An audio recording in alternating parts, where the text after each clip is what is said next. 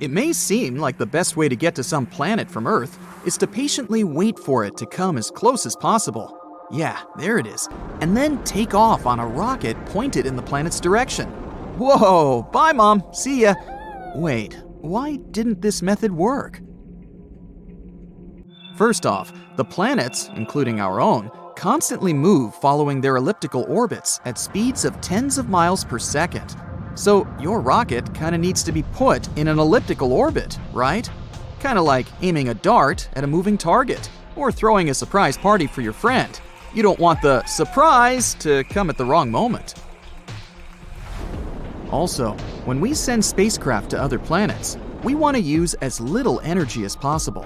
And to get to any planet out there in the easiest way possible, you actually need a special trick called the Hohmann transfer orbit.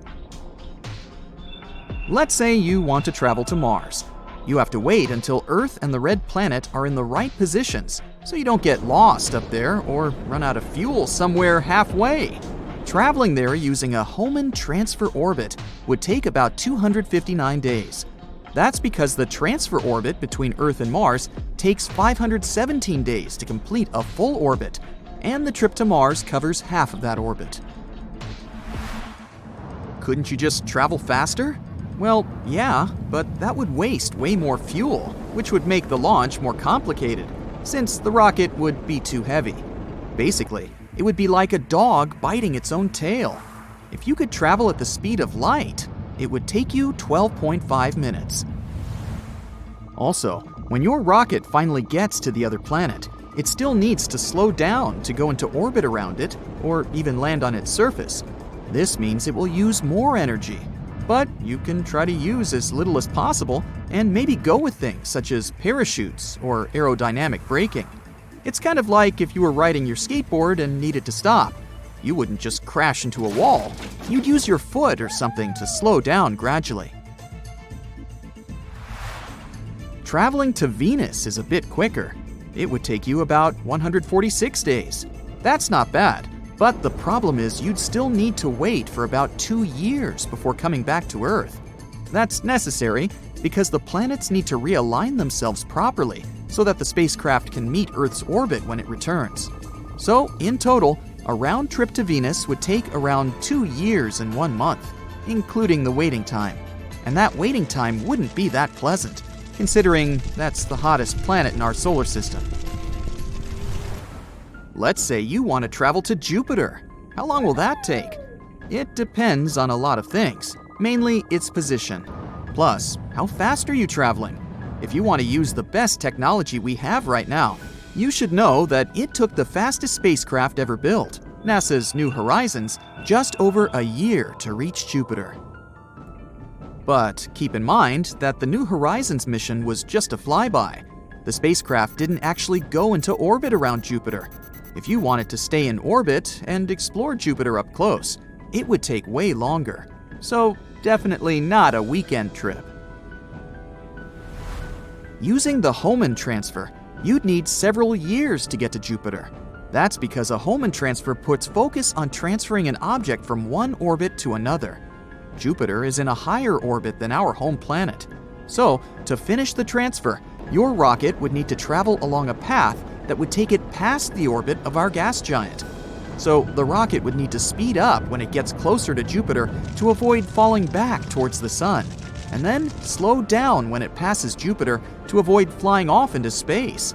It's like a car speeding up to climb a hill and then slowing down as it goes down the other side. This is how the spacecraft uses the gravity of Jupiter to move into orbit around the gas giant. It's hard to tell the exact distance between Jupiter and Earth. They're both traveling around the sun in different oval-shaped paths. Sometimes they get really close to each other, and other times they're really far apart. It's like they're playing tag. But on average, they're 444 million miles away from each other. When Jupiter is farthest away from Earth, it's a whopping 601 million miles away. That's like driving around the entire Earth 24,000 times. But if you could travel to Jupiter at the speed of light, on average, you'd get there in 40 minutes. There's this super fast spacecraft we need to mention, the Parker Solar Probe.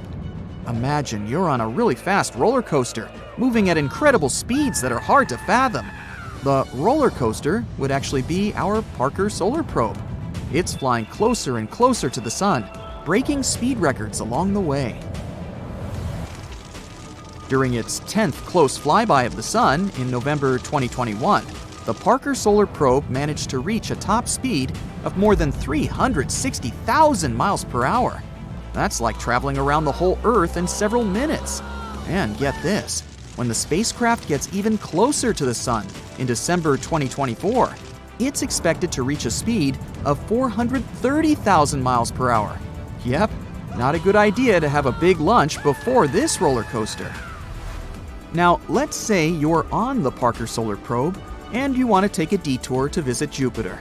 If you were able to travel in a straight line at the same speed the Parker Solar Probe was going during its 10th flyby, it would only take you 42 days to reach Jupiter at its closest approach. On their average distance, you'd need a little bit longer to get there, 51 days. You'd also have to consider the duration of your trip. There are two ways your rocket can arrive at a planet, either by going into orbit around the planet or by just flying by really fast. If the spacecraft is supposed to go into orbit, it needs to slow down when it gets close to the planet.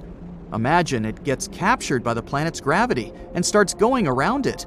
Better to slow it down when it arrives then. And this means burning lots of extra fuel and making your trip longer. Here's something interesting. To travel faster, we can use something called gravity assist. That means we use the gravity of planets and other objects in space to give us a little push and speed our precious rocket up. That's how the Voyager spacecraft were able to travel to Saturn and beyond. But even with a gravity assist, it still takes a really long time to travel to other stars. For example, the star that's closest to us is Proxima Centauri, and it's still 4.2 light-years away. Let's change the method now compared to the previous examples. If we traveled at the same speed as Voyager 1, it would take us 75,000 years to get there.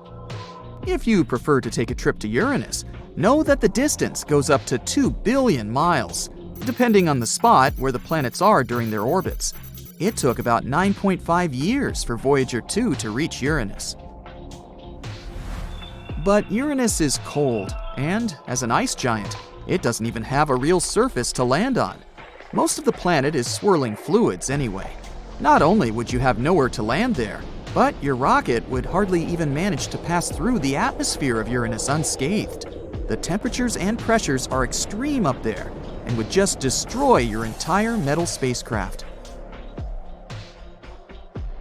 That's it for today. So hey, if you pacified your curiosity, then give the video a like and share it with your friends. Or if you want more, just click on these videos and stay on the bright side.